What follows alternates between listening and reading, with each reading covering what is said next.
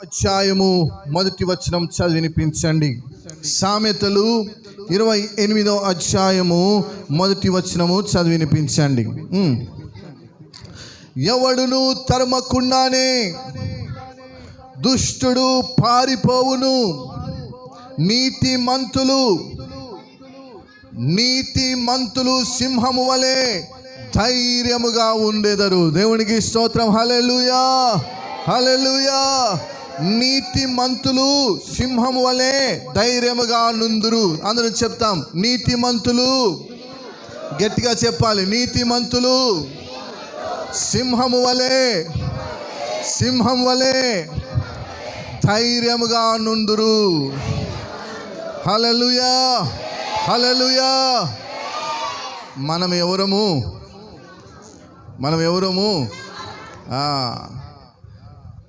ఈ సింహాలు గర్జిస్తే ఏం కావాలి? అడివంతా వణికిపోవాలి. ఏం చేయాలమ్మా? మనం గర్జిస్తే పక్కన వాళ్ళే భయపడ్డాం.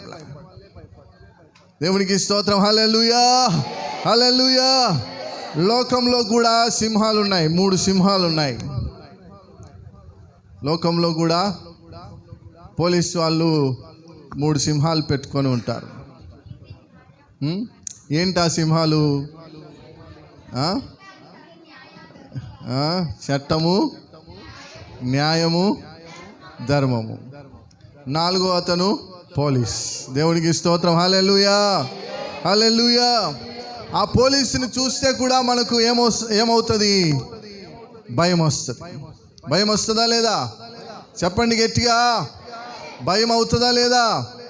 పోలీసు ఒక ఆయన మన దగ్గరికి వచ్చాడు అనుకోండి, మనకు అప్పటికే ఇంకా వణుకు ప్రారంభమై ఉంటుంది. ఆయన ఏం అడుగుతాడో, మనం ఏం చెప్పాలో ఒకవేళ తలతిక్కగా చెప్పినామనుకోండి, ఆయన చక్కగా తీసుకుపోయి ఎక్కడ కూర్చోబెడతాడు? అయ్యా జీప్ ఎక్కువ, ఇంకా పోదామని చెప్తాడు. లోకపు సింహం గురించి మనం భయపడుతున్నాం. కానీ ప్రియ సోదరి సోదరుడా, ఈరోజు దేవుడిని నమ్మిన నీవు, దేవుడు నిన్ను కూడా ఒక సింహంలాగా ఈ లోకంలో ఉంచుతున్నాడు.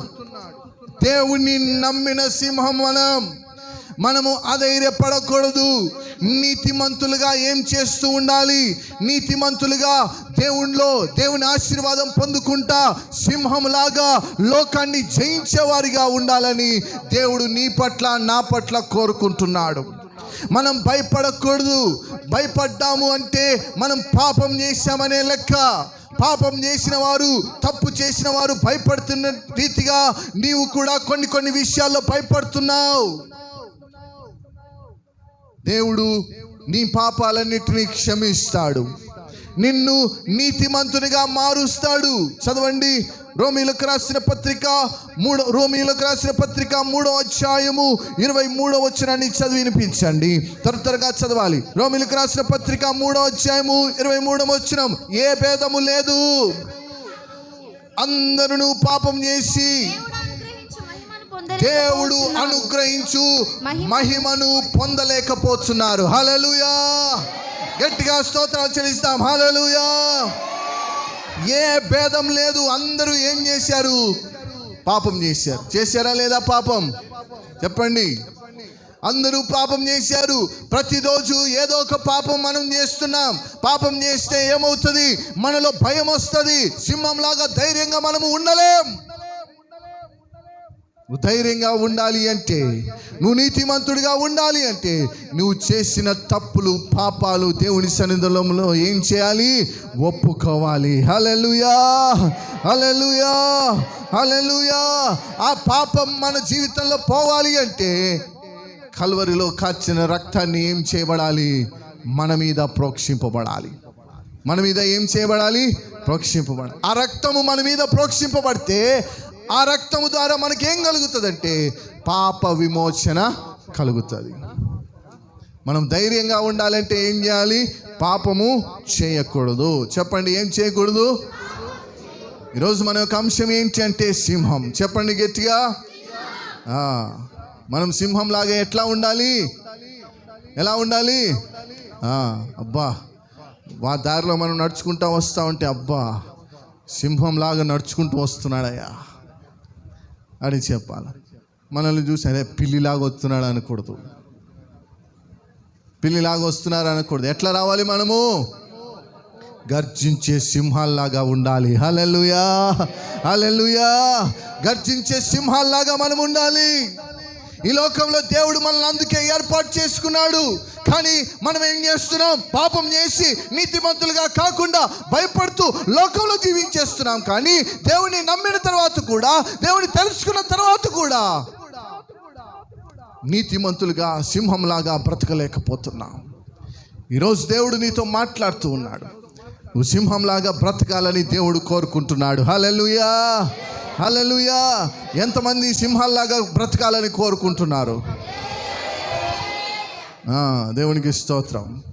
సింహం అంట గర్జిస్తే, సింహం అంట గర్జిస్తే అడవిలో ఉన్న జంతువులన్నీ ఏమవుతాయి? బాగా కూర్చోవాలి, బాగా కూర్చోండి అయ్యా, లాజరయ్యా బాగా కూర్చో. అడవిలో ఉన్న సింహాలన్నీ ఏం చేస్తాయి? పారిపోతాయా? వణికిపోతాయి, భయపడతాయి. ఈ లోకంలో నువ్వు కూడా గర్జించావంటే, యేసు నామములో నువ్వు గర్జించావంటే నీ ఎదుట ఉన్న దుష్టుడు వణికిపోవాలి, భయపడిపోవాలి. హల్లెలూయా, హల్లెలూయా, హల్లెలూయా. దేవుడు ఈరోజు నిన్ను ఆ రీతిగా ఆశీర్వదించబోతున్నాడు. సింహంలాగా దేవుడు నిన్ను ఆశీర్వదించబోతున్నాడు. చూడండి, చదవండి. మొదటి యోహాను 1 అధ్యాయము 9వ వచనాన్ని చదివినిపించండి. మొదటి యోహాను 1 అధ్యాయము 9వ వచనాన్ని చదివినిపించండి. త్వరగా చదవాలి. మన పాపములను ఒప్పుకొనిన ఎడల ఆయన నమ్మదగిన వాడును నీతిమంతుడును గనుక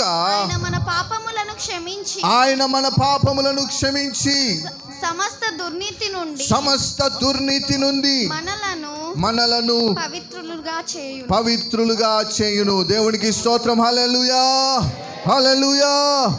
ఆయన మన పాపములను అయ్యా ఏం చేసుకొని ఒప్పుకోవాలి. మన పాపములు మనం ఏం చేయాలి? అందరూ నోరు తెరిచి చెప్పండి, ఏం చేయాలి? రోజుకు మనం ఎన్ని పాపాలు చేస్తున్నామో ఒకసారి మీరు ఎంచుకుంటున్నారా?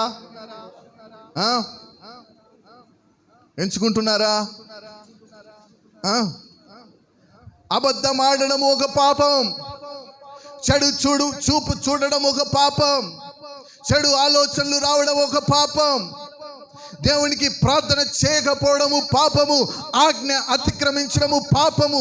ఇన్ని పాపాలు మనం చేస్తున్నాం. జ్ఞాపకం చేసుకోండి. ఒప్పుకుంటున్నావా? అయ్యా, నేను ఈరోజు ఆజ్ఞను అతిక్రమించాను, మాట వినలేకపోతున్నాను, అయ్యా నన్ను క్షమించమని నీవు ఒప్పుకుంటున్నావా? ఒప్పుకోవాలి ప్రియ సహోదరి సహోదరా. ప్రతిదినము నువ్వు ఏం చేయాలి? నువ్వు ఎప్పుడైతే ఒప్పుకోవడం ప్రారంభిస్తావో, బాగా జాగ్రత్త వినండి, అందరు ఇటువైపు చూడాలి. ఎప్పుడైతే నువ్వు పాపాలను ఒప్పుకోవడం ప్రారంభిస్తావో అప్పుడు నీ మొహం ఎట్లా తయారవుతుందంటే సింహము ముఖము వలె అవుతుంది. హల్లెలూయా, హల్లెలూయా. అప్పుడు మనల్ని దుష్టుడు చూశాడు అనుకోండి, ఏమైపోతాడు?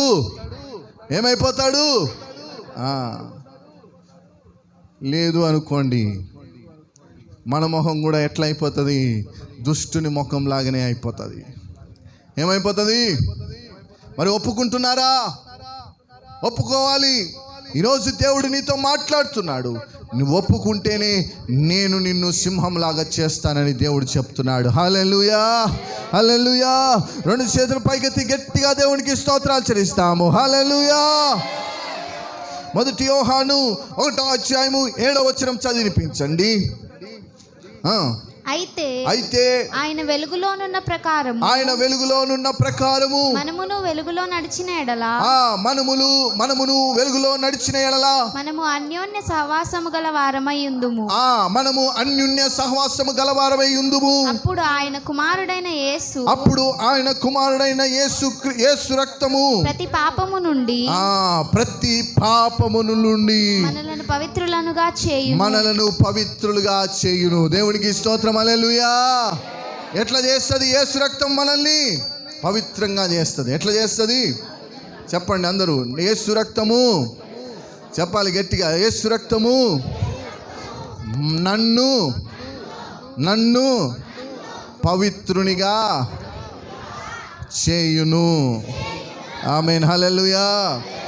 మనము పవిత్రులుగా అవ్వాలి అంటే మన నోటితో మనం ఏం చేయాలి? చెప్పండి గట్టిగా. మీ పాపాలను మీరు ఏం చేయాలి? ఏంటి పాపాలు? అయ్యా మేమేం పాపం చేశాం? ఒకటే, ఆజ్ఞాతిక్రమమే పాపం. దేవుడు ప్రతిరోజు ఏం చేయమన్నాడు? ప్రార్థించమన్నాడు. ప్రతిరోజు ఏం చేయమన్నాడు? వాక్యం చదవమన్నాడు. వాక్యం చదవకుండా ప్రార్థన చేయకపోతే ఆజ్ఞను నువ్వు అతిక్రమించినట్లే.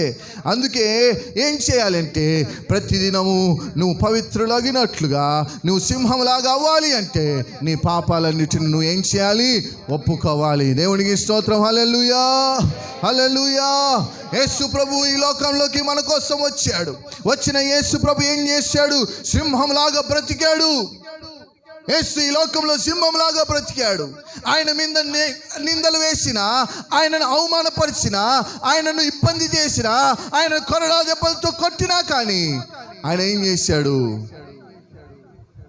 ప్రతి విషయంలోనే ఎదుర్కొన్నాడు, కానీ ఏ విషయంలోనూ ఎదిరించలేదు. అంటే ఆజ్ఞ అతిక్రమించలేదు. పాపం అనేది ఆయన దృష్టికి తీసుకురాలేదు. పాపులమైన మన మధ్యలోకి వచ్చి ఆయన కూడా నిందన పడతా ఉన్నాడు. నేరం లేని జీవితం యేసు ప్రభుది, కానీ నేరస్తుల్లో కూర్చోబెట్టారు. ఎక్కడ కూర్చోబెట్టారు? పాపం లేని జీవితం యేసు ప్రభుది, కానీ ఎవరి మధ్యలో కూర్చోబెట్టారు? పాపుల మధ్యలో. న్యాయంగా బ్రతికేవాడు యేసు ప్రభు, కానీ అన్యాయస్తుల మధ్యలో కూర్చోబెట్టాడు. చూడండి, అన్నిటికీ సహిస్తూ వచ్చాడే, కానీ ఎక్కడే కానీ ఆజ్ఞను అతిక్రమించలేదు. హల్లెలూయా, హల్లెలూయా. ప్రియ సోదరి సోదరా, నీవు కూడా సింహంలాగా గర్జించాలి అంటే, సింహంలాగా ఈ లోకంలో జీవించాలి అంటే నీవు కూడా నీ పాపములను ఏం చేయాలి? ఒప్పుకోవాలి. అదండి, మరొకసారి ఆ వాక్యాన్ని మనం చదువుకుందాం. సామెతలు 28వ అధ్యాయము మొదటి వచనం చదివినిపించండి. సామెతలు 28వ అధ్యాయము మొదటి వచనం చదివినిపించండి. ఎవడును తరుమకుండానే దుష్టుడు పారిపోవును. ఎవడు తరుమకుండానే దుష్టుడు పారిపోతాడు. నీతిమంతులు సింహము వలె ధైర్యముగా ఉంటారు. హల్లెలూయా, హల్లెలూయా. నేను సింహంలాగా ధైర్యంగా ఉండాలని కోరుకుంటున్నాను. ఈరోజు ఎంతమంది కోరుకుంటున్నారు నేను కూడా సింహంలాగా ధైర్యంగా ఉండాలని? చెప్పండి గట్టిగా. దేవునికి స్తోత్రం. హల్లెలూయా. సింహము మాట వేసుకొని ఉంటుంది. ఏం చేస్తూ ఉంటుంది? కరెక్ట్గా సమయం చూసి ఏం చేస్తుంది? దాడి చేస్తుంది. నువ్వు కూడా దుష్టుని మీద దాడి చేయాలంటే నీకున్న ప్రతి సమస్యను ఎదుర్కొంటూ ఉండాలి. మౌనంగా ఉండాలి. ఒకరోజు దేవుడు నీకు అవకాశం ఇస్తాడు. ఆ రోజు నువ్వు ఏం చేయాలి? నీ గొంతెత్తి దేవుడి నామాన్ని స్తుతించాలి. నువ్వు గర్జించాలి. అమెరికా దేశంలో అంట ఒక కాలం వస్తే, ఆ కాలంలో అంట ప్రతి ఒక్కరికి తుపాకులు ఇస్తారంట. ఏమిస్తారు? గన్నులు. ఏమిస్తారు? ఎందుకు తెలుసా? అడవిలోకి వెళ్ళి మీకు ఇష్టమైన వాటిని వేటాడి చంపుకొని తినమని ఇస్తారంట. దేనికి ఇస్తారు? అడవిలోకి వెళ్ళి మీకు ఇష్టమైన వాటిని చంపుకొని తినమని ఇస్తారంట. చూడండి, ఆ ఒక్క దానికోసము ఎంతగానో వేచి చూస్తూ ఉంటారంట ఆ ప్రజలు. ఆ రోజు రావాలి, తుపాకులు పట్టుకోవాలి, అడవిలోకి వెళ్ళాలి, దానిని చంపాలి, తీసుకుని రావాలని. ప్రియ సహోదరి సహోదరుడా, నేను ఎందుకు ఈ మాట చెప్తున్నానంటే ఈరోజు నీకు కూడా దేవుడు ఒక అవకాశం ఇస్తాడు. ఒక అవకాశం ఇస్తాడు. ఆ రోజు వస్తే రానే ఉంది నీ మధ్యలోకి. ఆ రోజు నీ ఎదుట దుష్టుడు ఉండడు. హల్లెలూయా, హల్లెలూయా. దుష్టుడు నీ ఎదుట నుంచి పారిపోతాడు. అయితే నువ్వు చేయవలసిందల్లా కేవలం ఏంటంటే నీ పాపాలన్నిటిని నువ్వు ఏం చేయాలి? ఒప్పుకోవాలి. నోటితో నీ పాపాలన్నిటిని ఏం చేయాలి? ఒప్పుకోవాలి. చూడండి, ఈరోజు నేను ముగ్గురు గురించి తెలియజేస్తాను. వారు ఈ లోకంలో జీవించేటప్పుడు సింహాల్లాగా బ్రతికారు, సింహాల్లాగా జీవించారు. ఆ ముగ్గురు గురించి నేను ఈరోజు మీకు తెలియజేస్తాను. జాగ్రత్తగా వినాలని మనవి చేస్తున్నాను. దయచేసి ఇంకా వాక్యంలోకి ముందుకు సాగిపోదాం. దేవుడు మనల్ని జ్ఞాపకం చేసుకొని వాక్యంలో మనం నడిపించును గాక. దేవునికి స్తోత్రం. హల్లెలూయా, హల్లెలూయా. న్యాయాధిపతులు 13వ అధ్యాయము 24వ వచనాన్ని చదివినిపించండి. న్యాయాధిపతులు 13వ అధ్యాయము 24వ వచనాన్ని చదివినిపించండి. తరువాత ఆ స్త్రీ కుమారుని కని ఆ స్త్రీ కుమారుని కని అతనికి సంసోను అని పేరు పెట్టెను. అతనికి సంసోను అని పేరు పెట్టెను. ఆ బాలుడు ఎదిగినప్పుడు యెహోవా అతన్ని ఆశీర్వదించెను. దేవునికి స్తోత్రం. హల్లెలూయా. దేవుని అందరు ఇటువైపు చూడాలి, ఇంకా కిందకు చూడవద్దు. అందరు ఇటువైపు చూస్తాం. వాక్యాన్ని బాగా శ్రద్ధగా ఆలకిస్తాం. ఈ 3 విషయాలు మనం గ్రహించి మనం కూడా ఆ రీతిగా జీవించాలని చెప్పి దేవుడు కోరుకుంటా ఉన్నాడు. దేవునికి స్తోత్రం. ఇక్కడ మనము సంసోను అనే పేరు పెట్టబడిన ఒక బాలుడిని మనం చూస్తున్నాం. అతని పేరు ఏం పేరు? అతని పేరు? చిన్ననాటి నుంచి బలము కలిగిన వాడు. సంసోన్ని దేవుడు చెప్పాడు, నువ్వు సింహంలాగా బ్రతకాలి అని దేవుడు కోరుకున్నాడు. సంసోన్ని చూసి ఏమని చెప్తాడు? సంసోన్ని చూసి, దానా ఇట్రా, నువ్వురా, ఇట్రా బాగా బలంగా ఉన్నాడు. ఈ అబ్బాయిని చూడండి, అందరు ఇటువైపు చూడాలి. బలంగా ఉన్నాడు. ఈయన పేరు ఏం పేరు? సంసోన్. చెప్పండి అందరూ. ఈ అబ్బాయిని చూసి దేవుడు చెప్పాడు, నువ్వు లోకంలో సింహంలాగా బ్రతకాలి అని చెప్పాడు. ఏమని చెప్పాడు? నువ్వు లోకంలో ఐగుప్తు ఫిలిష్తీయుల మధ్యలో నువ్వు సింహంలాగా బ్రతకాలని చెప్పి దేవుడు చెప్పాడు. అదే రీతిగా ఈ అబ్బాయి కూడా చిన్ననాటి నుంచి క్షౌరము చేయలేదు, మత్తు పానీయాలు తాగదించలేదు. దేవుడి కోసం ప్రత్యేకించబడిన వ్యక్తి, దేవుని కోసం జీవించే వ్యక్తి, ఫిలిష్తీయుల్ని ఎదిరించే వ్యక్తి ఈ సంసోను. చిన్ననాటి నుంచి దేవుడు తన ఆత్మచేత నింపుతున్నాడు. కాబట్టి ఈ వ్యక్తి ఎట్లా బ్రతుకుతున్నాడంటే బలంగా బ్రతుకుతా ఉన్నాడు. హల్లెలూయా, హల్లెలూయా. సింహంలాగా బ్రతుకుతున్నాడు. దేవుడు కూడా నిన్ను సింహంలాగా బ్రతకాలని ఈ లోకంలోకి నిన్ను పంపిస్తూ ఉంటే నువ్వేం చేస్తున్నావు? సింహంలాగా బ్రతకలేకపోతున్నావు. అందరితో పాటు కలిసి బ్రతుకుతున్నావు. ప్రత్యేకమైన జీవితాన్ని దేవుడు కోరుకుంటున్నాడు. ఏ జీవితాన్ని కోరుకుంటున్నాడు? ప్రత్యేకమైన జీవితాన్ని. చూడండి, వాక్యాన్ని చదువుకుందాం. 14వ అధ్యాయము 6వ వచనం చదివినిపించండి. న్యాయాధిపతులు 14వ అధ్యాయము 6వ వచనం. యెహోవా ఆత్మ అతనిని ప్రేరేపింపగా అతని చేతిలో ఏమీ లేకపోయినను ఒకడు మేకపిల్లను చీల్చినట్లు అతడు దానిని చీల్చివేశాడు. హల్లెలూయా, హల్లెలూయా. ఇప్పుడు ఈ బాలుడి చేతిలో ఏమన్నా ఉందా? చూడండి, అందరు ఇటువైపు చూడాలి. 2 చేతులు ఎత్తున్నానా, పడేగాకు. ఏమన్నా ఉందా? బాగా చూడాలి, అందరు ఇటువైపు చూడాలి. ఏమీ లేకపోయినా కానీ, ఈ అబ్బాయి చేతిలో ఏమి లేకపోయినా కానీ ఇతని దగ్గర ఎవరు ఉన్నారు? దేవుడు ఉన్నాడు. హల్లెలూయా, హల్లెలూయా. ఇతని దగ్గర ఎవరు ఉన్నారు? దేవుడు ఉన్నాడు. దేవుడు వచ్చాడు. దేవుడు ఇతనితో ఉన్నాడు. అడవిలో ప్రయాణం చేసి వెళ్తా ఉన్నాడు. సంసోను అడవిలో వెళ్తున్న సమయంలో ఒక సింహం ఏం చేసిందంటే ఇతని మీదకి వచ్చింది, సంసోను మీదకి వచ్చింది. గమనించండి, ఇతని చేతిలో ఏమీ లేకపోయింది. ఆ సమయానికి ఇతని చేతిలో ఏమీ లేదు. అయితే సంసోను ఏం చేశాడు? దాన్ని పట్టుకొని ఎట్లా చీల్చాడు? ఎలా చీల్చాడు? అందరు చెప్పండి, అందరు ఇటువైపు చూడండి. ఇలా పెట్టండి, అందరూ పెట్టాలి. పెట్టు, ఇలా అనండి. బలంగా అనాలా మేక పిల్లను చీల్చినట్టుగా దేన్ని చీల్చాడు? సింహాన్ని చీల్చాడు. హల్లెలూయా, హల్లెలూయా. చూడండి ప్రియ సహోదరి సహోదరుడా, ఒకని చేతిలో దేవుడు అంత శక్తినిచ్చాడంటే గమనించాలి ప్రియ సహోదరి సహోదరుడా. ఏమీ లేదు చంపడానికి, కర్ర లేదు, కడ్డీ లేదు, ఏమీ లేదు చేతిలో. కానీ చేతుల్లోకి శక్తి ఎక్కడి నుంచి వచ్చింది? నువ్వు సింహంలాగా బ్రతుకుతే, పాపము చేయకుండా బ్రతుకుతే, దేవుడు నిన్ను కూడా దుష్టుణ్ణి చీల్చడానికి అంత శక్తిని దేవుడు నీకు దయచేస్తాడు. హల్లెలూయా, హల్లెలూయా. మళ్ళా చదవండి 15వ అధ్యాయము 15వ వచనాన్ని చదివి వినిపించండి. సంసోన్ న్యాయాధిపతులు 15వ అధ్యాయము 15వ వచనం. అతడు గాడిద యొక్క పచ్చి దవడ ఎముకను కనుగొని చెయ్యి చాచి పట్టుకొని దాని చేత 1000 మంది మనుషులను చంపెను. దేవునికి స్తోత్రం, హల్లెలూయా. ఏమీ లేనప్పుడు దేన్ని చంపాడు? అమ్మా అందరు ఇటువైపు చూడాలి. ఏమీ లేనప్పుడు, చేతిలో ఏమి లేనప్పుడు దేన్ని చంపాడు? ఇప్పుడు చేతికి ఏం దొరికింది?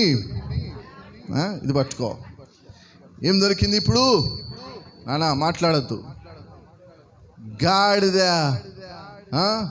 దవడ ఎముక దొరికింది. ఇప్పుడు దీంతో ఏం చేస్తున్నాడు?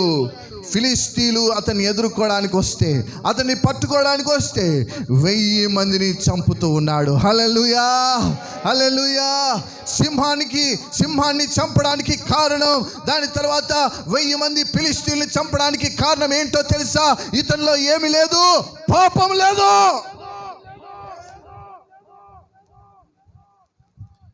పాపము లేనంత వరకు మనం సింహంలాగా ధైర్యంగా జీవిస్తాం. ఏదైనా తప్పు చేసి పాపం చేస్తే మనం సింహంలాగా ఈ లోకంలో బ్రతకలేం. హల్లెలూయా, హల్లెలూయా. చూడండి, సంసోను ఇప్పుడు వరకు పాపం చేయలే, సింహాన్ని ధైర్యంగా చంపుతున్నాడు. ఒకడు సింహాన్ని ఎదుర్కోవాలంటే ఎంత బలం కావాలి, ఎంత శక్తి కావాలి. సింహం ఒకసారి పంజా ఎత్తింది అనుకోండి, దానికి కాళ్ళు పంజా ఎత్తింది అనుకోండి. మ్యాగీ ఉంది మా ఇంట్లో, మా కుక్క బాగా లావుగా ఉంటుంది. ఒకసారి నా పక్కన వచ్చి పడుకునిందిలే అని చెప్పి ఆ గమ్మనున్నా. కొద్దిసేపటికి వినిత పిలిచింది, మ్యాగీ అంటని. అది అలా చుట్టుకొని పోవచ్చు కదా, నా మీద నుంచి పోయింది, కడుపు మీద నుంచి పోయింది. అది తొక్కుతానే అబ్బా చాలు, ఒక మ్యాగీ ఆ కుక్క అట్లా తొక్కుతూనే అంత. కానీ గమనించండి ప్రియ సహోదరి సోడా, సింహము ఒక్కసారి పంజా ఎత్తిందనుకో, ఆ పంజా బరువు ఎంతో తెలుసా? 1000 టన్నులు. ఎంత బరువు? ఆ 1000 టన్నులతో ఒక్కసారి మనిషిని కొట్టిందనుకో, మనిషి అట్లనే భూమిలోకి దిగిపోతాడు. అంత బలం ఉన్న సింహము సంసోన్ని ఎదుర్కోవడానికి వస్తే ఇతని బలం ఎంత ఉంది? సింహాన్ని ఎదిరించే సింహము కంటే గొప్ప బలం ఎవరిలో ఉంది? ఎవరిలో ఉంది? సంసోన్లో ఉంది. హల్లెలూయా, హల్లెలూయా. ఈరోజు ప్రియ సహోదరి సోడా, నీలో కూడా అంత బలము కావాలి అంటే, నీలో కూడా అంత శక్తి కావాలి అంటే, నీవు కూడా పాపము చేయకుండా, పాపం అనే బ్రతుకులో బ్రతకకుండా దేవుని కొరకు నిలబడాలి. పాపము చేస్తే మనలో అంత శక్తి ఉండదు.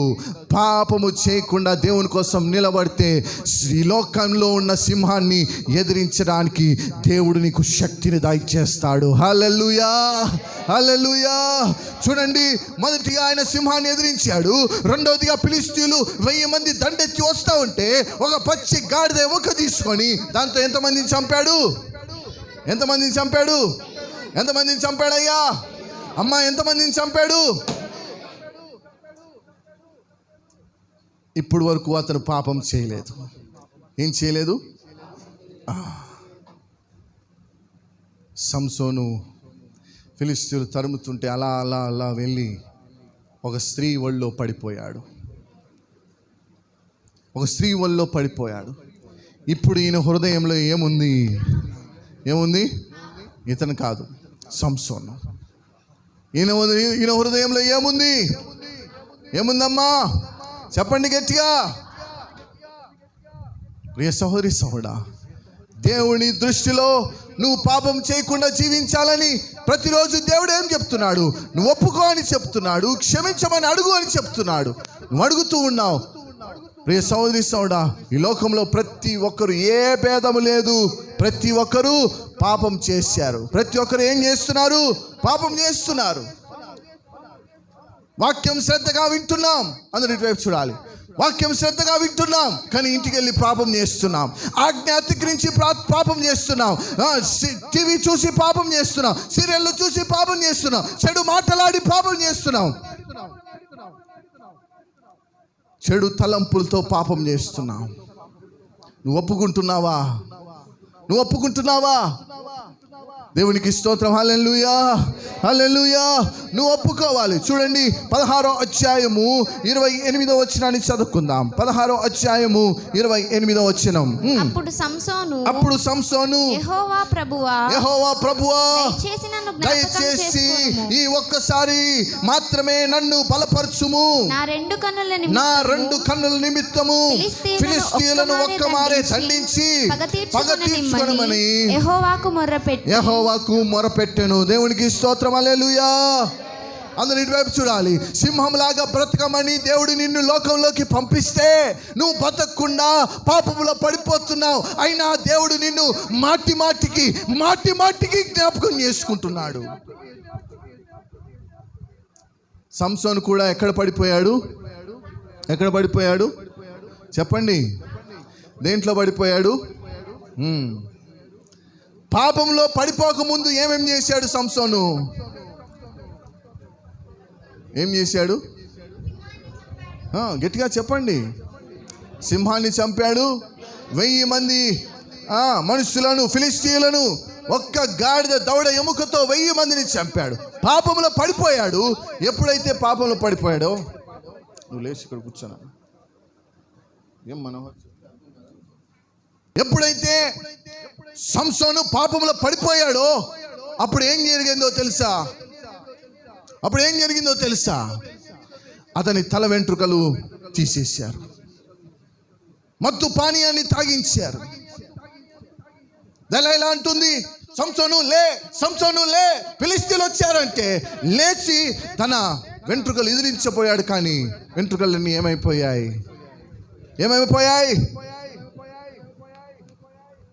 గమనించండి ప్రియ సహోదరి సహోదరా, పాపంలో పడిపోయాడు. వెంటనే సంసోన్ని పట్టుకున్నారు. అతనికి 2 కన్నులను కడ్డీతో ఎర్రగా కడ్డీ కాల్చి కడ్డీని ఎక్కడ గుచ్చారు? కళ్ళలో గుచ్చారు. కళ్ళను బయటికి లాగేశారు. ఒక గానుగ కట్టి అతన్ని తిప్పుతా ఉన్నారు. అతను ఏం చేస్తా ఉన్నారు?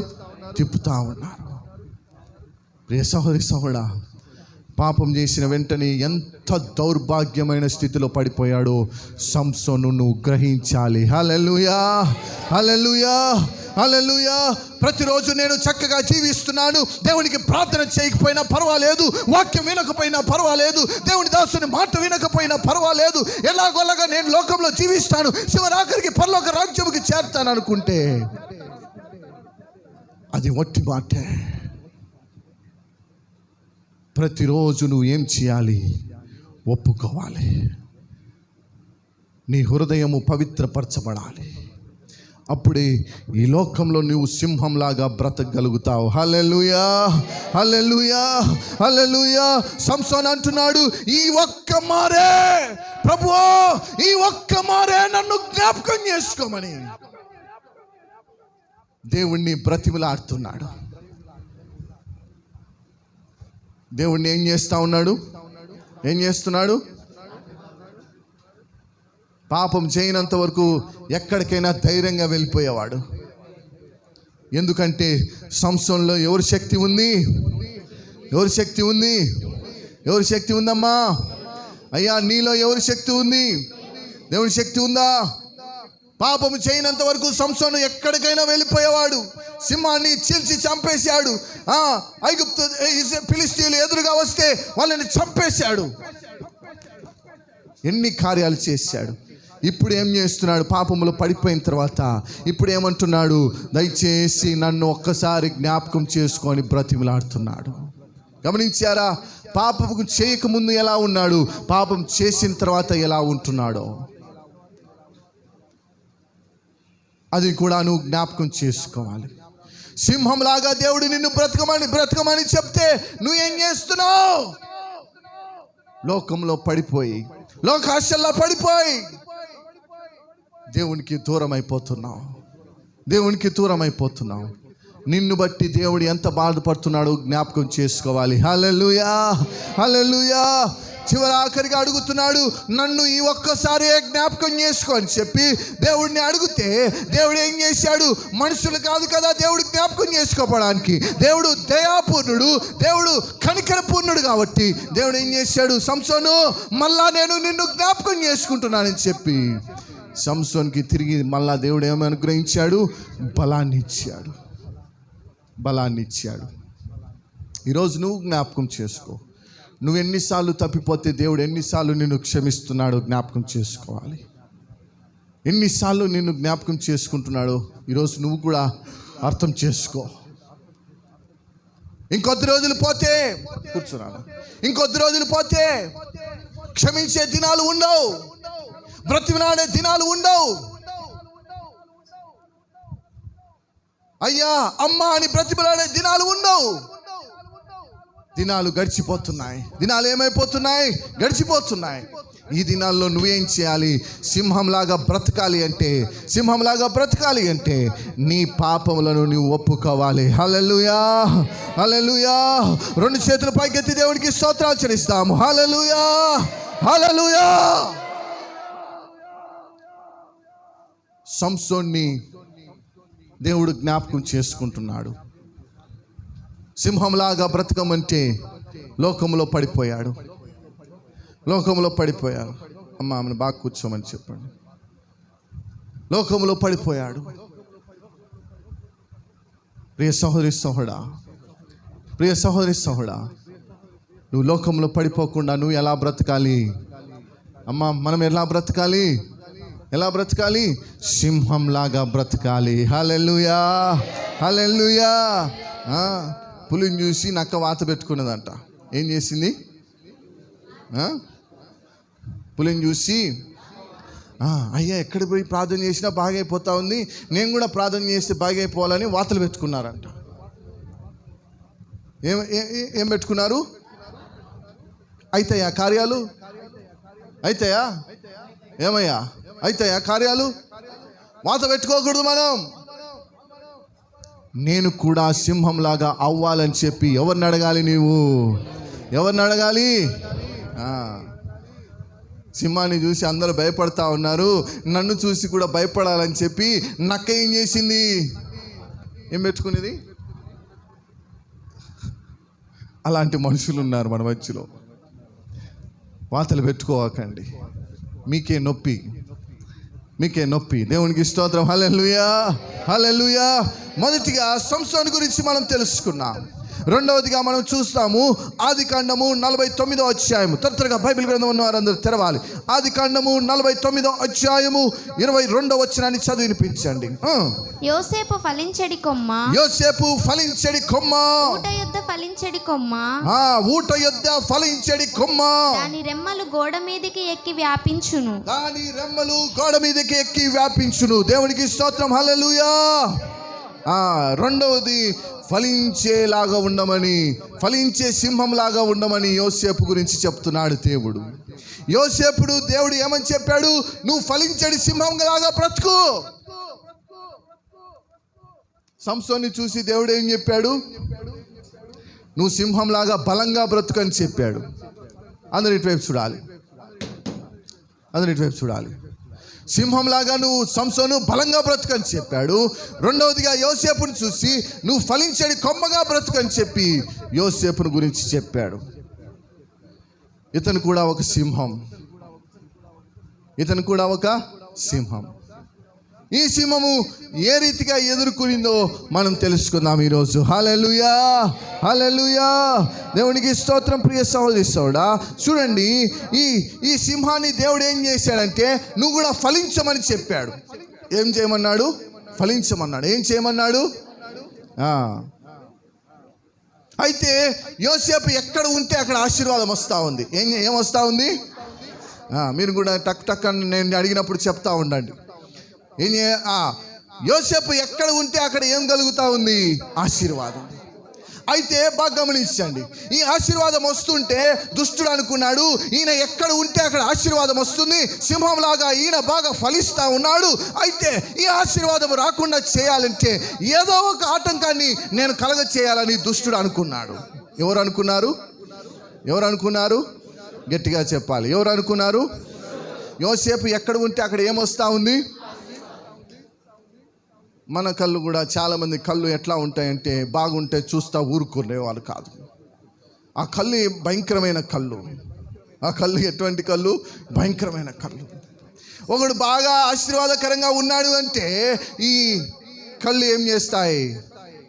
అబ్బా, నాకంటే బాగున్నాడే, నా కుటుంబం కంటే మంచి ఆశీర్వాదకరంగా ఉన్నారే అని చెప్పి కుళ్ళుకునే మనుషుల మధ్యలో నీవు జీవిస్తూ ఉన్నావు. అయితే దేవుడు ఏం చెప్తున్నాడంటే నీవు ఈ లోకంలో ఎలా జీవించాలి? ఫలించే సింహంలాగా ఉండాలి. హల్లెలూయా, హల్లెలూయా. ఎట్లా ఉండాలి? ఎలా ఉండాలి? గట్టిగా చెప్పాలి. ఎట్లా ఉండాలి? సంసోన్ని చూసి దేవుడు ఏం చెప్పాడు? బలంగా ఉండాలని చెప్పాడు. బలమైన సింహంలాగా ఉండాలని. ఉన్నాడా సంసోను? బలంగా ఉన్నాడా లేదా? మరి యోసేపు గురించి కూడా దేవుడు అంటున్నాడు నువ్వు ఫలించే సింహంలాగా ఉండాలనుకున్నాడు. యోసేపు కూడా ఎక్కడికి వెళ్ళినా కానీ ఫలిస్తూనే ఉన్నాడు. చూడండి, ఆదికాండము 37వ అధ్యాయము 24వ వచనాన్ని చదివినిపించండి. ఆదికాండము 37వ అధ్యాయము 24వ వచనాన్ని చదివినిపించండి. అతని పట్టుకొని ఆ గుంటలో పడద్రోసిరి. ఆ గుంట వట్టిది, అందులో నీళ్లు లేవు. దేవునికి స్తోత్రం. హల్లెలూయా. యోసేపు ఎక్కడున్నా కానీ ఏం చేస్తున్నాడని చెప్పాను? ఎలా ఉంది? యోసేపు ఎక్కడుంటే అక్కడ ఆశీర్వాదం. ఏముంది? ఆశీర్వాదం. అయితే ఈ దుష్టుడు ఏం చేశాడంటే ఒకరోజు నాన్న చెప్పాడు, నాన్న యోసేపు నువ్వు వెళ్ళి అన్నలు ఎక్కడ ఉన్నారో వాళ్ళ క్షేమ సమాచారం కనుక్కొని మళ్ళా నా దగ్గరికి రా అని చెప్పాడు.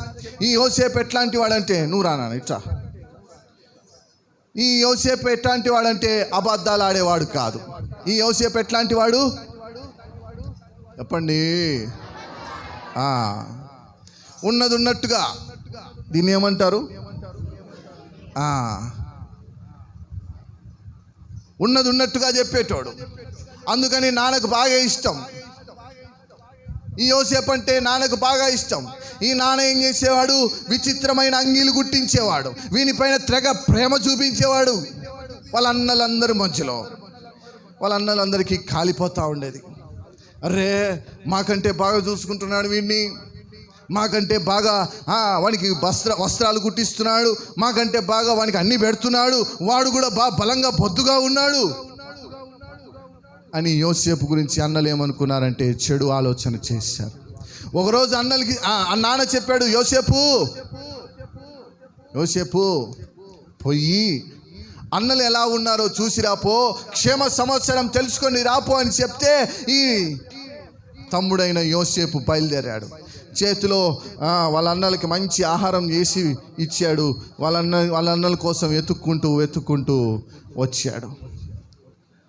వీడు దూరంగా వస్తున్న సమయంలో వాళ్ళ అన్నలు చూసి అరే, వాళ్ళ అన్నలు మాట్లాడుకుంటున్నారు, బాగా వినాలి. అరే, వీడు మన గురించి ఉన్నది ఉన్నట్లుగా చెప్పేస్తాడు ఇంట్లో, వీళ్ళని నాన్న ఎంతగానో ప్రేమిస్తున్నాడు, మనల్ని సరిగ్గా చూసుకోవట్లేదని చెప్పి వాడిని తీసుకుని ఎక్కడ పడేశారు? గుంటలో పడేశారు. యోసేపు ఎక్కడ ఉంటే అక్కడ ఫలం వస్తుంది. యోసేపు ఎక్కడ ఉంటే అక్కడ ఆశీర్వాదం వస్తుంది. చూడండి, దుష్టుడు ఎన్ని కష్టాలు తీసుకొని వచ్చి పెడుతున్నాడు. తెలియని వయస్సు తీసుకొని ఏం చేశారు? ఎవరో బయట వాళ్ళు కాదు చేసింది, సొంత అన్నలే ఏం చేశారు? గుంటలో పడేశారు. ఎక్కడ పడేశారు? గుంటలో పడేశారు. ఆ నీళ్లు లేని బావి కనుక ఆ గుంటలో పడిపోయి ఆ నొప్పులకి బాధపడుతున్నాడు. అక్కడి నుంచి తీశారు. మళ్ళా అక్కడి నుంచి తీసి ఏం చేస్తున్నారు? మళ్ళా అమ్మి వేస్తూ ఉన్నారు. మళ్ళీ ఏం చేశారు? అమ్మేసిన తర్వాత ఇతను ఇప్పుడు ఎక్కడికి వెళ్ళాడు? చూడండి, ఆదికాండము 37వ అధ్యాయము 29వ వచనాన్ని చదివినిపించండి. రూబేను ఆ గుంటకు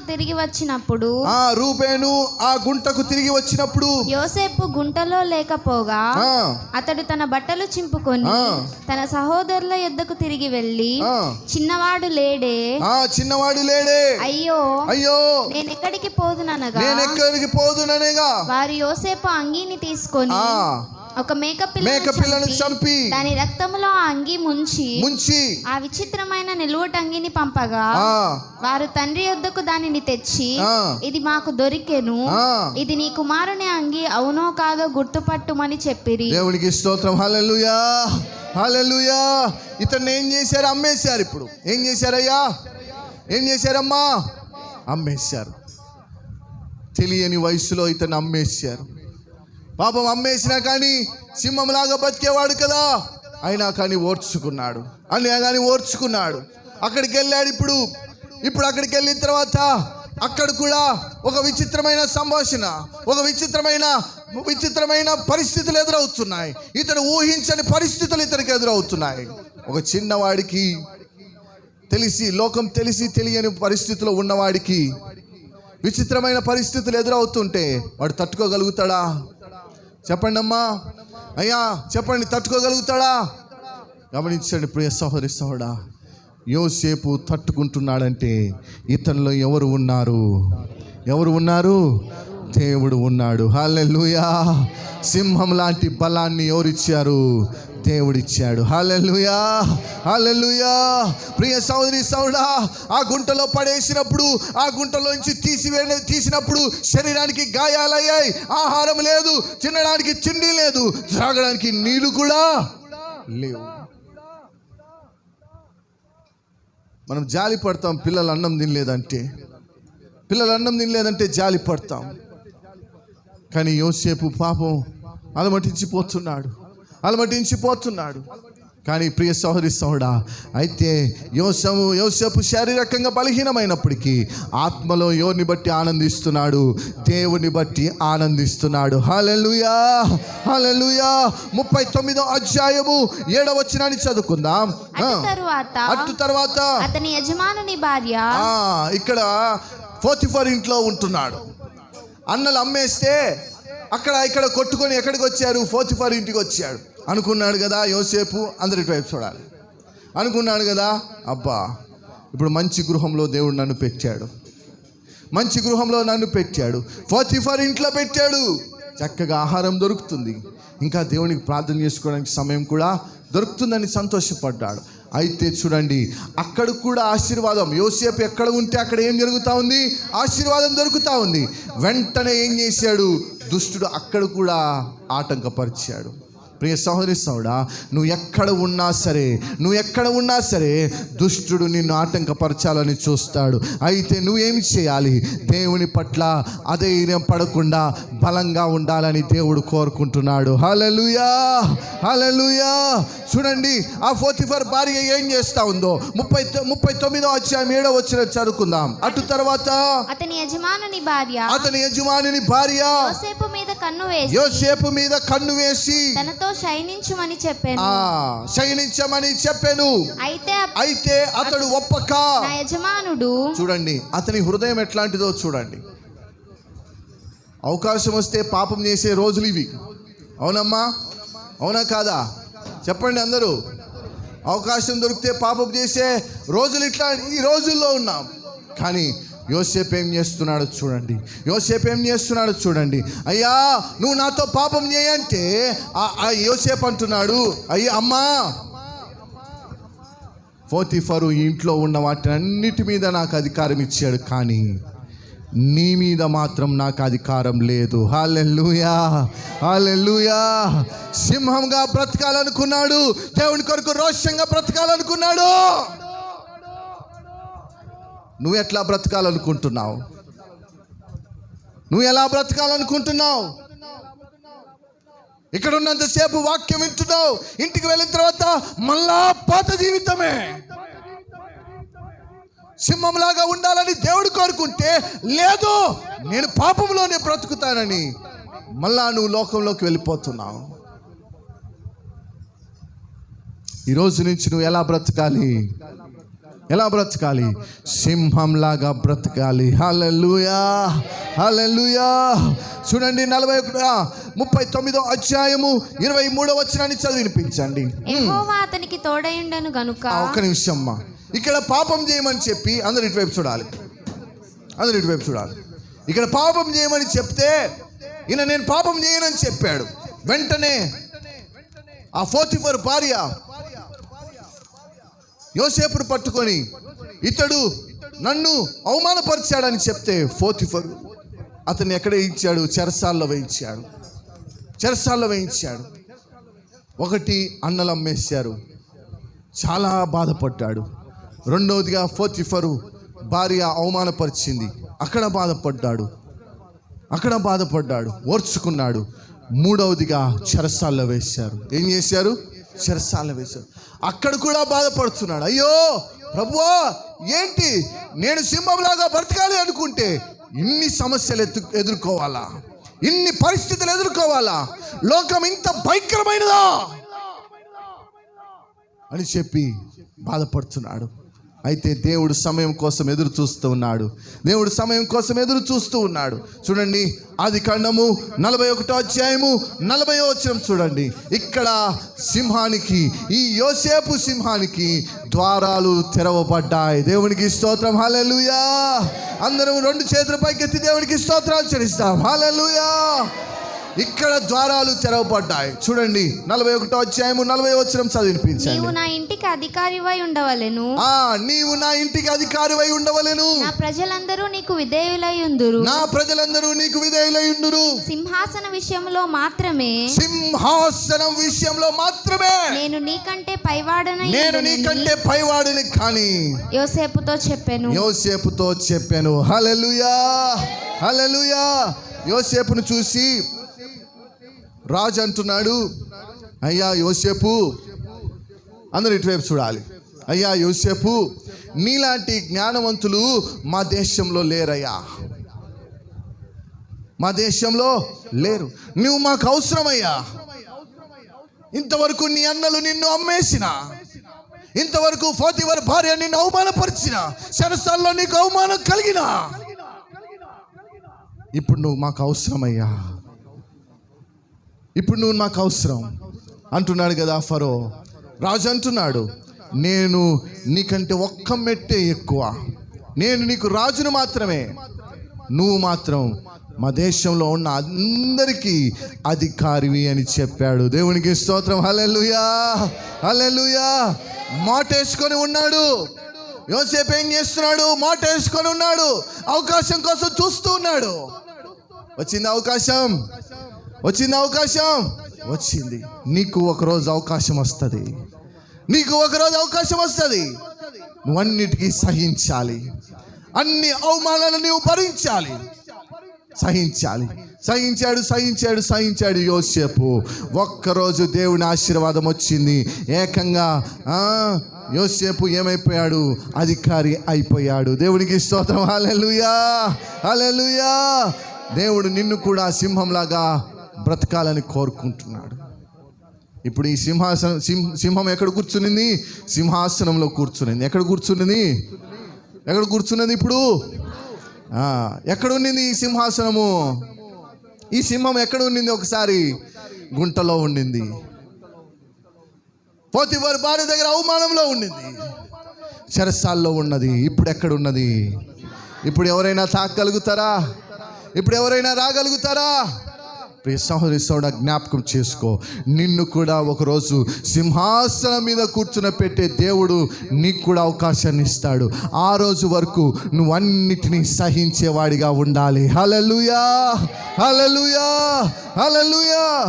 కాబట్టి ప్రియ సహోదరి సహోదరుడా, జ్ఞాపకం చేసుకో.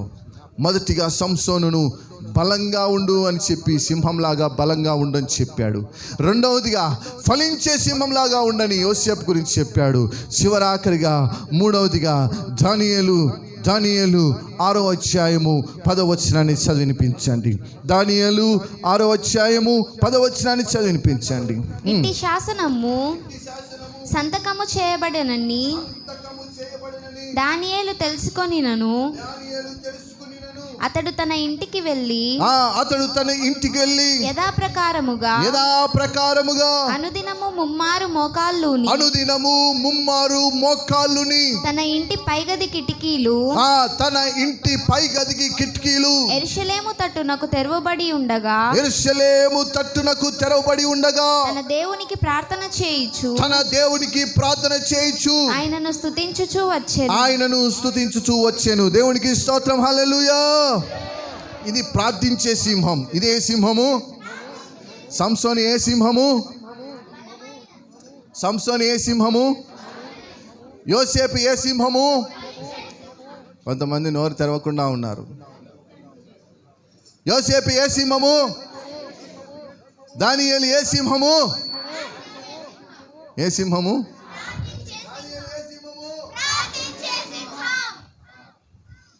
ఏ సింహము? మరి నువ్వే సింహము?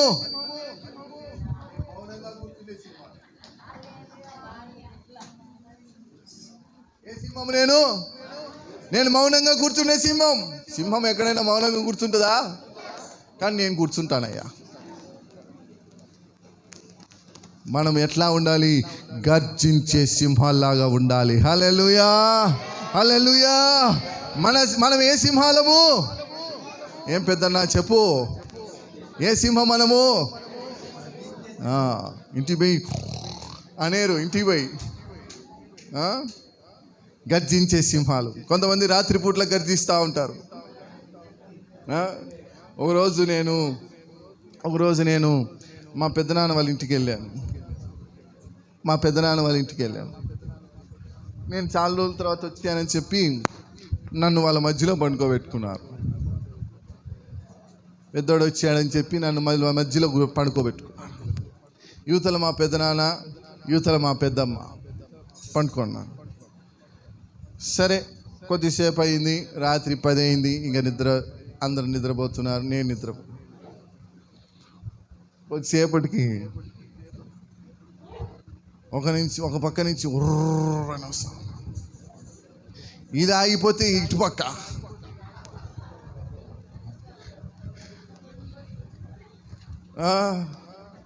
రెండు పక్కల రైళ్ళు పోయినట్టుంది నాకు. ఇంకా నిద్ర వస్తుందా? రాదు. ఇంకా మెలకు వచ్చింది. నేను లేచిపోయి ఫ్రంట్ రూమ్లో ఉంటే దాని దివాన్ కాట్లో పోయి పడుకున్నా. పొద్దున్నే వచ్చి మా పెద్దనాయన అడుగుతుంది, ఏరా రాత్రి మా మధ్యలో ఉన్నావు, పొద్దున అక్కడ? ఏం లేదు పెద్దనాయన, రాత్రి రైళ్ళు పోతే నేను ఆ రైళ్ళ మధ్యలో పడుకోలేకపోయాను. దేవునికి స్తోత్రం. హల్లెలూయా, హల్లెలూయా. రాత్రి పూట్ల గర్జిస్తూ ఉంటారు. ప్రియ సహోదరి సహోదరుడా, ఆ రీతిగా కాదు మనం గర్జించవలసింది. దేవుళ్ళో మనం గర్జించే వారిగా ఉండాలి. హల్లెలూయా, హల్లెలూయా. దానియేలు ప్రార్థించే సింహం. శాసనం వేయబడింది. 30 రోజులు. ఎన్ని రోజులు? 30 రోజులు రాజును తప్ప ఎవరిని పూజ చేయకూడదని చెప్పి ఒక శాసనం వేయబడింది. శాసనం వేయబడిన తర్వాత దానియేలుకు కూడా ఆ విషయం తెలిసింది. కానీ దానియేలు ఏం చేశాడు? వాటినేమి పట్టించుకోకుండా తన ఇంటికి వెళ్ళి మోకరించి ఏం చేశాడంటే ప్రార్థన చేయడం మొదలు పెట్టాడు. దేవునికి స్తోత్రం. హల్లెలూయా, హల్లెలూయా. దేవునికి స్తోత్రం. హల్లెలూయా. మోకరించి నిలువు మోకాలు ఉండాలి. నిలువు మోకాలు. ఈయన ఎవరు? చిన్న దానియేలు.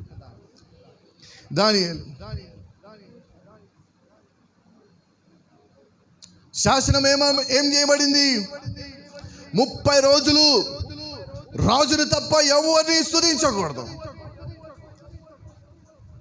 ఎక్కడ ఉన్నా సరే, ఎటువంటి ఆజ్ఞలు మన ముందర ఉన్నా సరే, ఎటువంటి భయంకరమైన పరిస్థితులు మన ముందర ఉన్నా సరే, దానియేలులాగా నీవు కూడా వాటిని పట్టించుకోకుండా మోకరించే సింహంలాగా ఉండాలి. హల్లెలూయా, హల్లెలూయా.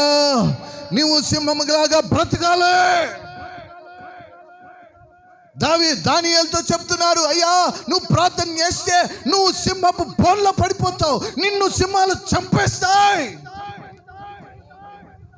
అంటే దానియేలు విన్నాడా? ఈ లోకంలో ప్రజలు వచ్చి నీకు కూడా చెప్తారు, అయ్యా నువ్వు ప్రార్థన చేసుకోవద్దు, నువ్వు ప్రార్థన చేసుకుంటేనే శ్రమలు వస్తున్నాయి, ఇబ్బందులు కలుగుతున్నాయి, నీ పరిస్థితులు ఈ రీతిగా మారడానికి కారణం నీ ప్రార్థనే అని చెప్తారు. నువ్వు ఆ మాటలు వింటావా? వినవద్దు. లోకపు మాటలు నువ్వు పట్టించుకోవద్దు. మోకరించాడు, ప్రార్థన చేస్తున్నాడు. దానియేలు ప్రార్థన చేస్తున్నాడు. చూశారు, పట్టుకున్నారు. దానియేలు పట్టుకున్నారు. రాజు ముందరికి తీసుకుని వచ్చారు. రాజుతో అంటున్నారు, అయ్యా దానియేలు ఏం చేశాడు? దానియేలు ఒక్కసారి కాదు ప్రార్థన చేసింది. ఎన్నిసార్లు ప్రార్థన చేశాడు? ఒకసారి ప్రార్థన చేస్తేనే పట్టుకుని కొడతారు, చంపేస్తారంటే ఈయన ఏం చేశాడు? ఎన్నిసార్లు ప్రార్థన చేశాడు? మనం రోజుకు ఎన్నిసార్లు ప్రార్థన చేస్తున్నాం? కొంతమంది ఇట్లా అంటున్నారు, కొంతమంది ఇట్లా అంటారు, కొంతమంది మాత్రం చెప్పద్దు, నోరు తెరచద్దు. మేము అస్సలు ప్రార్థనే చేయం. దేవునికి స్తోత్రం. హల్లెలూయా, హల్లెలూయా. దానియేలుని పట్టుకుని ఎక్కడ తీసుకుని వచ్చారు? రాజు యొద్దకు తీసుకుని వచ్చారు. రాజు చూసి ఆశ్చర్యపోతున్నాడు, ఏంటి దానియేలా? రాజుకి దానియేలు అంటే చాలా ఇష్టం. దానియేలుని చూసి బాధపడుతున్నాడు. కానీ రాజు ఏం చేసేసాడు? ముద్ర వేసేసాడు. ఇంకా రాజు ముద్ర పడిందంటే ఎవరు ఆపడానికి లేదు. తీసుకెళ్ళారు. దానియేలుని ఎక్కడ పాడేశారు? సింహాల బోన్లో పాడేశారు. ఎక్కడ పాడేశారు? ఈ సింహము ఇప్పుడు ఎక్కడ పడింది?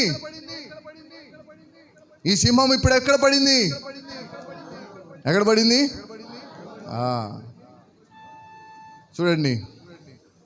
చూడండి, జ్ఞాపకం చేసుకోండి ప్రియ సహోదరి సోదరుడా. ఈ సింహాల బోన్లో పడింది. కానీ ఏ సింహం కానీ ఈ దానియేలుని సింహాన్ని ఏమీ చేయడానికి ముందుకు రావట్లేదు ముందుకి. సింహము మనిషి వాసన దాదాపుగా 8 కిలోమీటర్లు ఉండగానే పసిగడుతుందంట. అటువంటిది సింహము దగ్గరకు వచ్చాడు, సింహము బోన్లో ఉన్నాడు. కానీ ఇతని చూసిన సింహాలు మాత్రం ఇతని దగ్గరికి రాలేకపోతున్నాయి. ఎందుకు రాలేకపోతున్నాయి? మనుషుని చూసినా కానీ ఎందుకు రాలేకపోతున్నాయి? జ్ఞాపకం చేసుకోండి, ఈ లోకపు సింహాల కంటే బలమైన సింహము, దేవుని సింహము ఈయనలో కనిపిస్తా ఉంది. హల్లెలూయా, హల్లెలూయా. ప్రియ సోదరి సోదరుడా, నిన్ను చూసినప్పుడు కూడా సాతాను వణికిపోవాలి, దగ్గరికి రాకూడదు. కానీ నీ దగ్గరకు వస్తుందంటే దానికి కారణం ఏంటో తెలుసా? నీలో దేవుని సింహం కనిపించట్లేదు. అందుకే దానియేలు దగ్గరికి సింహ బోన్లో ఉన్నా సరే దానియేలు దగ్గరికి ఎవరు రావట్లేదు, సింహాలు రావట్లేదు. ఉదయం అయింది, రాత్రంతా ఈయన పడుకున్నాడు. కింద పడుకుంటే ఆ సింహాల మధ్యలో అక్కడ కింద పడుకుంటే నొప్పిగా ఉంటుందని చెప్పి ఈ సింహాలన్నీ ఏం చేసాయి, వరుసగా పడుకున్నాయి. దానిల మీద, సింహాల మీద ఎవరు పడుకున్నారు? దానియేలు పడుకున్నాడు. ఉదయం అయితేనే రాజు వచ్చాడు, అయ్యా తలుపులు తీయండి, తలుపులు తీయండి. దానియేలు బ్రతుకున్నాడో లేదో తెలియట్లేదు. తలుపులు తీసి దానియేలు, దానియేలు అంటే దానియేలు లోపల నుంచి చెప్తున్నాడు, రాజు క్షేమంగా ఉండును గాక. దేవునికి స్తోత్రం. హల్లెలూయా, హల్లెలూయా. లోకపు సింహాలు ఏమైనా చేయగలిగాయా? ఏమీ చేయలేకపోయాయి, ఏమీ చేయలేకపోయాయి.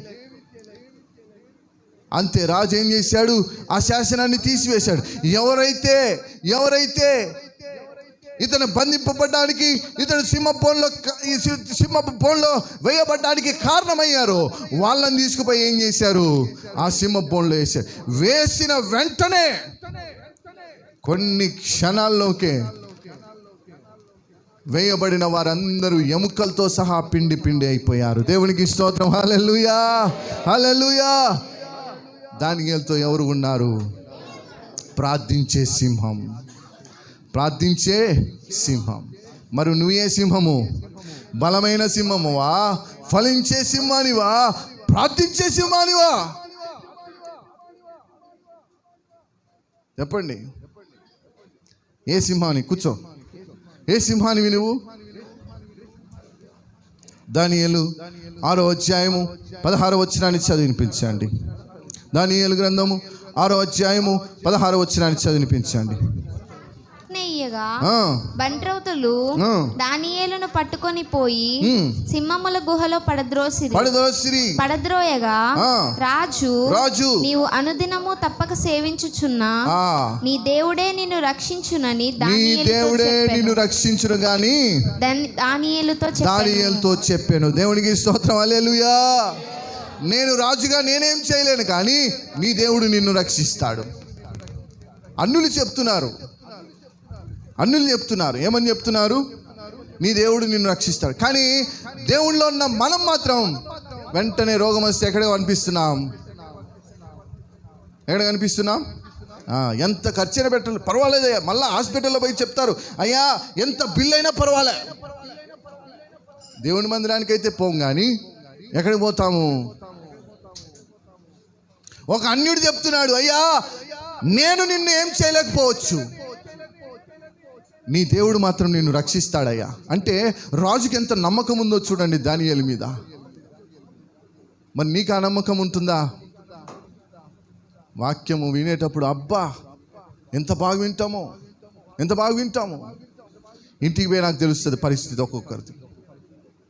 ఎక్కడున్నావయ్యా అంటే హాస్పిటల్లో ఉన్నానయ్యా. ఏమయ్యా అంటే బాగలేదయ్యా. మరి మందిరానికి రావచ్చు కదయ్యా, ప్రార్థన చేస్తాం. అయ్యా మందిరానికి మళ్ళీ వస్తానులేయ్యా. అంత చూయించుకొని బిల్లు రాయించుకొని బిల్లు కట్టి తర్వాత ఎక్కడికి వస్తానయ్యా? ఎక్కడికి వస్తాను? చెప్పండి గట్టిగా. ఈరోజు నుంచి నువ్వు ఎట్లా బ్రతకాలి? ఎలా బ్రతకాలి? సింహం హాస్పిటల్ పోతుందా? చెప్పండి. మరి నువ్వు హాస్పిటల్ పోవాలనా? ఎక్కడికి రావాలి? సింహం తాయెత్తుల దగ్గర పోతుందా? సింహం పూజల దగ్గర పోతుందా? మరి నువ్వు ఎక్కడికి పోవాలి? ఎక్కడికి రావాలి? దేవునికి స్తోత్రం. హల్లెలూయా. సింహం లాగా బ్రతకాలి. హల్లెలూయా, హల్లెలూయా. చెప్పండి, మీరు ఏ సింహము? ప్రార్థించే సింహమా? ఫలించేది సింహమా? బలంగా ఉండే సింహమా? ఏ సింహమో చెప్పండి. 3 అని మాత్రం చెప్పకండి ప్లీజ్. 3 అంటే నేను నమ్మలేను అస్సలు.